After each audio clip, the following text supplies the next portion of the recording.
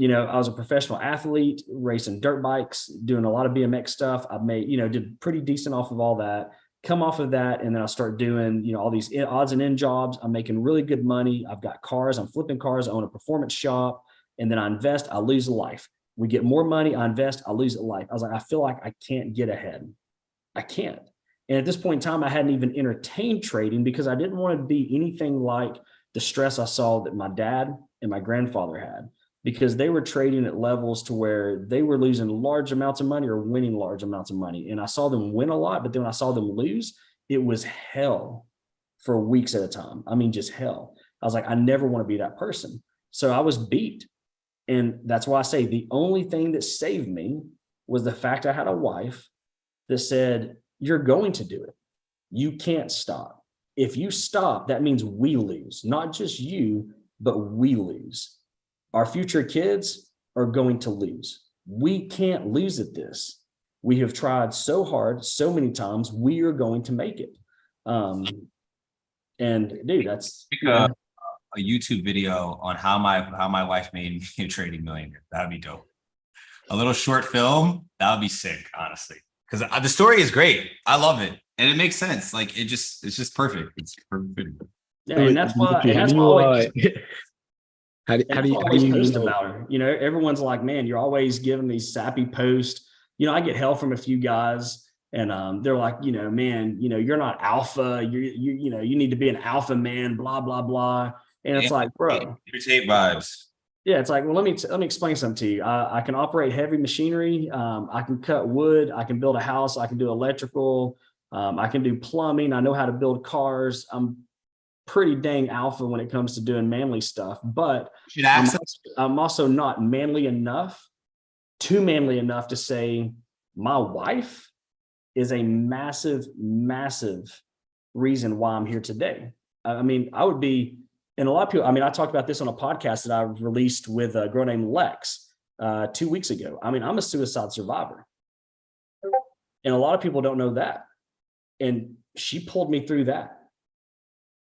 So, I mean, life has had such a downward turn that I wasn't always in a good spot. And so, what do you think got you out of those times? His wife. That's it. That's it. I mean, she's like your support. When I woke up and I wasn't supposed to wake up, and I've got my mom and my wife in a hospital room, and I saw I saw the happiness, but then I saw the sadness. It was, why did you feel this way? Why did you feel that there was no out here? Why did you feel that you couldn't talk to us or relate? And I was like, because I was done. I had no more left in the tank. And that's why trading in general, whether it's crypto, Forex, stocks, anything, or not even that, e-commerce business, starting your own business, whatever, is so important, because at the end of the day, there's so much weight that's put on a man's shoulders from a family perspective, from friends' perspective, from a kid's perspective, wife's perspective, everything. There's so much weight that's being carried that we don't show those defeats that we have. So when I started being real with myself, I was like, I've got to teach trading. I need to, because this will help other men find a way when they're stressing about that cell phone bill, when they're stressing about that rent payment, when they're stressing about the house payment, when they're stressing about putting, the diapers on their baby, when they're stressing about all these little things, not the clothes, not the watches, just life. This could be an out. And you could be that guy for them. That's it. You know what you should have said to them when you were talking about all the wood and all the other stuff? I would have been like, what lot size is your US 30 trades? Honestly. Because they're like, you're throwing 30 lots. They don't even know what 30, you're throwing 30 lots plus on US 30. They don't even know what that is. You know what I'm saying? That's the most alpha shit in the world. No, you're saying your story was really damn, this is hitting different. Not gonna lie. But the most alpha shit in the world is trading US 30. Being in a drawdown for US 30, you're down like fucking $70,000, $80,000 and having balls of steel to hold to be up multiple six figures. Yeah. It's the most alpha shit ever. You could cut as much fucking wood as you want. I think that for Andy, that's very easy to do. I think the harder part is the Blanca template he has. That has more balls than anything, bro. And you know, Andrew, I just wanted to say personally, I think like your story is really motivating because you know, and Dimitri hears me say this all the time, but thank God that you're still here with us, first of all, first and foremost. But two, like when you're at those low points, like sometimes I have to remind myself too. And sometimes like Dimitri will say this back to me, is like when you're going through some shit and you're at a low point, like your life is like a chart. Like, I said you have these ups and downs, ups and downs. So Right. like a lot of times you just have to think to yourself, like, all right, I'm at a low point right now. I'm just grabbing liquidity. We're still bullish. Just Yeah. grabbing liquidity. And Still then sometimes you get stuck in consolidation and you don't know what to do. That's like your period of where you're just kind of thinking of where your life's going. Sometimes you think you got it and then you're up for the buy and then shit just wicks right back down. You get And it's even worse today than what it was then, because that's why I push so hard for, truly coaching people and truly mentoring people the right way, is because when I was going through all that, we did have social media, but it wasn't as relevant today as it was then. Now everyone sees your ups and downs. Now everyone, you could have a crappy day and just post a picture, and now you're going to get 100 comments that are flaming you about something that took place or a trade you lost. I mean, we saw that with James Storms. When James Storms had that one bad losing trade, the whole Forex market turns on this dude and just goes nuts. And they're like, you suck, you should kill yourself, you should do this. And it's like, bro, y'all need to chill. Like, why are y'all being so rude to this dude who has proved what he can do, and he had a bad day? And we see it with kids. I posted on my Instagram story last week. I was at Best Buy, and there's this group of girls that are with their mom, and they were taking videos of how other girls were dressed and posting them on social media, making fun of them. And it's like the mom who the kids are with didn't even stop to say anything, didn't even stop to say, hey, we don't do that. And I'm sitting there thinking, man, like if one of those girls, if that gets shared on social media, because obviously it's easy, in a small town, someone posts something, you screenshot it, you're going to forward it, you're going to show it, screen record it, whatever. What if those girls see it and they're in a tough spot? What about if they come from a family that can't afford the newest or nicest of things? Now it's going to put them even in a bad spot at a young age. So, I mean, look at your celebrities. Shawn Mendes, he just quit touring because he's going through some emotional stuff. You've got actors and actresses who have said no more movies this year because we're mentally handicapped. We can't do any more. We need to get our emotions in check. So it's like when you've got people who are A-class celebrities, multimillionaires, have everything that they want breaking down, the girl next door who doesn't have a good family life is going to break down even 10 times harder. So it's like we have to keep that in check and remember to always, check on our friends, always be uplifting to other people, and understand that everyone has a story that even we might not understand. right. Everyone's book is different than our own. So it's important. Yeah. I mean, you know what? I love that you made that point that everyone's book is different, because when people look into people's Instagram profiles and they see people, posting and living the lifestyle, they kind of read everyone's book as the same. Yep. In that kind of category. They think, oh, these are all the superheroes and they're having the best days ever. And they're going out and, exercising their power and people are clapping for them. But that's not really what it is always in reality. Obviously, you're going to have your downtimes, and those people who are maybe at their high peak and maybe are happy, who knows? I can't really say. But those people had to go through a lot of depression. You know what I'm saying? You see, like, the strongest people are the people that are able to go through something insane and be able to still prevail from it. That's why it says, God says, I always give my battles to my strong shoulders. Strong shoulders. Into that. God is never going to put you in a battle that you won't be able to overcome. So I love that. I love that analogy. Yeah, definitely. I think a lot of people get stuck in that phase instead of trying to grow from it. God puts you in those situations to grow from it, not to stay. Yeah. If I wouldn't have been through the things that I went through back then, man, I mean, for sure, I wouldn't be as strong or thick-skinned as I am today, by any means. So I think that's why, because I get asked a lot, why does your outlook on life or trading, different from, some people and all this? I'm like, well, one, I'm older. Two, I've been through a crap. I mean, within, racing dirt bikes growing up, doing that on a professional level, to corporate America, to all these odd and end jobs, to losing everything, to being married while losing that stuff, to quitting the corporate job at 15 years, getting into trading, open up multiple businesses. It's just, it teaches you a different way of life to where you're like, man, I just want to live. Right. Like, I just want to wake up tomorrow, hug my kids, and just live life. And if I can do that every single day until the day I die, I'm golden. And everything else is just, I've got tattooed on my arm. It says, as long as everything in your life, as long as everyone in your life is happy and healthy, everything else is just sprinkles on the Sunday. And Paul Walker said that during an interview of his, and that's always stuck with me. It's like, as long as my friends and family are healthy and they're good, everything else is icing on the Sunday. The cars, the watches, the trips, the vacations, that's just extras. Yeah, that's it. That's all it is. Like, and most people will realize, like, once you start to make a lot of money, like, I see this on a podcast the other day. They were like, as you notice, the richer and richer that Jay-Z gets, he's wearing less and less shit that looks rich. Yeah. Right? It's like Mark Zuckerberg. Yeah. He's just bored at this point. You know what I'm saying? It's like, you make so much money to where you're like, okay, now you got the girl of your dreams, the car of your dreams, the house of your dreams. You got all these things. And it's always a then, right? You're always living in the state of like, then what? And then you realize, I'm just having more of the same shit that I had last time. And like, this is just a cycle of life. But when you start living to just live without having any attachment to it, right? Not to say you can't have experiences, enjoy yourself, but if that's all you live for, then you really truly miss the meaning of living. You know what I'm saying? Oh, dude, all day.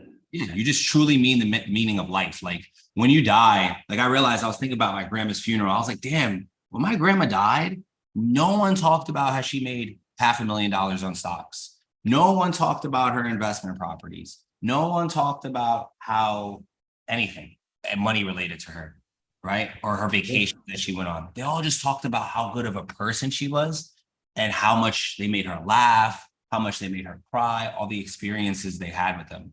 And you start to realize, as you make more money, that, damn, that's what life is about. It's about sharing your experience through the people that you love and just things that you love every single day. And that was kind of me. Like, I had this goal of cars I wanted to check off my list throughout my life. And, the last one that I had was the Ferrari F430, because at that time I made that goal. That was the Ferrari that was out that I wanted, was the Ferrari F430. Well, then they made the Ferrari 458. So I was like, why get the F430 when they made the 458? That's kind of my dream car. Naturally aspirated, V8, true F1 sound I wanted. So the hype of the car was cool. When I finally got it, I didn't pay cash for it. I paid all Bitcoin for it. So, I got the title in hand. It's my car. And I'm like, I'm never getting rid of this car. I have my dream car. I'm keeping it forever. I'm going to give it to my son. And I get it. I drive it, drove it all the way down from Florida, all the way back home. After about 2 months of driving it, I'm noticing that I'm driving my other cars. It's staying in the garage. And my wife she's like, do you not like it anymore? I was like, I'm not going to lie, like, getting out of that car 8 to 10 times a day, it's hurting my hips. My ass is getting numb. Like, I'm just not digging it. It's loud. I wanted to be in a peaceful car. I'm going to drive the Mercedes. Fast forward 3 or 4 weeks go by. I'm driving it 1 or 2 times. And then I realized I didn't have a connection with it. It was something that I wanted because it was a cool goal to have. It was something in front of me to chase, to be like, okay, I checked it off my list. But then once I checked it off, it was like, it's just sitting there. So I called up Albert at Euro Stable and I was like, bro, come pick up my Ferrari and sell it for me. He's like, wait a minute. I was like, I don't want it no more. I was like, find me a Defender, find me an SUV that I can just drive.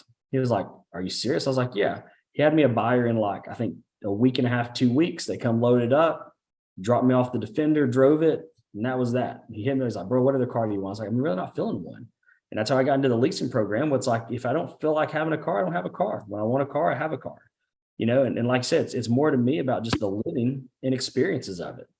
I really don't have a connection to anything. I've got 2 cars I'm connected to. I got the Lexus IS 300, which was my original car in 2002 that I had when me and my wife started dating. I have the original car that me and my wife started dating on in the driveway. And then I've got a 1989 S10 Blazer that's sitting in a climate controlled storage unit with 3,600 miles on it. And it was the first car I got when I was 16 years old. Those are the only 2 cars I have connections to. Outside of that, it's like, You It's a think you had con- more connection with like the journey, and once you're there, it's like a That's little bit it, man. less. There's just That's so how I much- felt when I got my car, honestly, too. Yeah. I love living. You know, I love going out to eat dinner with friends. Like this weekend, we've got a party. We've got a party tomorrow night. We've got a party Saturday night, a party Sunday night, and a party Monday, all with different groups of friends and family. And it's like, that's what I love. I love sitting back and seeing my whole family interact and the kids playing with, you know, their friends or their cousins and everyone just enjoying life. Cause like, that's what I remember when I was a kid. And, you know, I watched my grandparents pass away. My grandfather, I mean, he's not doing well at all. So, I mean, he don't have much longer in his life, but he's almost 90 years old. And I see these things and it's like, man, that's going to be me one day. Like there's going to come a day where, and that's why I get asked when people say, what's your biggest fear? It's not losing money. It's not losing cars. And my biggest fear is one day there'll become a day where I'm no longer here. And if I die too soon, someone else will become a husband to my wife and someone else will become a father to my kids. So my goal while I'm alive is if I'm the best husband and the best father, it's going to be hard for someone to compete with that when I'm gone. If I'm a shitty father and a shitty husband, I can be replaced like that when I'm buried in the dirt. Because now when that new man comes into my wife's life after I'm passed, guess what he's got? If he treats her better than I treat her, she's going to know that. She's going to miss me, but she's going to be like, man, he like takes care of me. He treats me well. He loves me. And then when she sees him playing with the kids and doing stuff, she's like, Andy never did that with the kids. Like he's actually a good dad. And I've been replaced that easily. So it's like in my life, I don't want to be replaceable. I want to be, wow. No one can ever be the husband he was. I No think one that's can the ever best be goal the you can dad have. he was. So like that's just my goal every single day is to be the best in those fields. And if I fell as a friend or I fell as a coach or a mentor or on the charts, we're mulliganing and we'll do better the next day. When it comes to the husband and the dad, I cannot fail at that. I feel the same thing, honestly. Like even with my son, I'm just like, wow. Like when someone asks me about, 'cause people ask, like, you know, what about your parents? You know, who are you more closer to, your mom or your dad? You know what I'm saying? Tell me about your parents. Like when someone's learning about me through my son, I always thought like, damn, I want him to have a really good story to tell. Like I gotta really, because before having a kid, I realized I'm like, oh, whatever, I'm just gonna be this whole rock star. I'm just gonna live life however I want, blah, blah, blah, blah, blah. But I was like, you know what? That's like childish. Because when I get older, when my son gets older, I want him to like look at like, yo, my dad was the smartest, best, so focused, most disciplined, like always took care of me, always hung out with me all the time, always gave me the best experiences, always made sure I had the best of the best. Because I realized that my mom did that for me. So when people ask me and they're like, you know, who are you close with? Or who's a hero in your life? I always think of my mom. Like my mom could have had $100 and would have gave me 50. You know what I'm saying? And even then, she was still the hero of your day. Always. Yeah. Always. And so now I just like, I'm like, damn, I understand now. Like you never understand what it's like being a parent until you're actually a parent. Yep. And like, damn, now I see why my mom loves me for absolutely no reason. Absolutely no reason. I'm just a part of her. So it's just biologically programmed in her to just love me. You know what I'm saying? And so I'm just like, wow. And I think about all the amazing things that she's done for me. And I'm like, I want to be that dude. Yeah. You know what I'm saying? I want to live for that. Like, I just feel like once you have a bigger purpose, it just puts you in the frame to just like everything. It does. And I mean, that's just to me, I've journaled. So that's what, if you ever listen to any of my podcast or my Zooms, lives, anything, I talk about journaling. I've been journaling, well, note-taking, journaling, writing stories, whatever you want to say, since I was 15 years old. Right. And so I've got books upon books of stuff that my kids are going to go back one day and be able to read.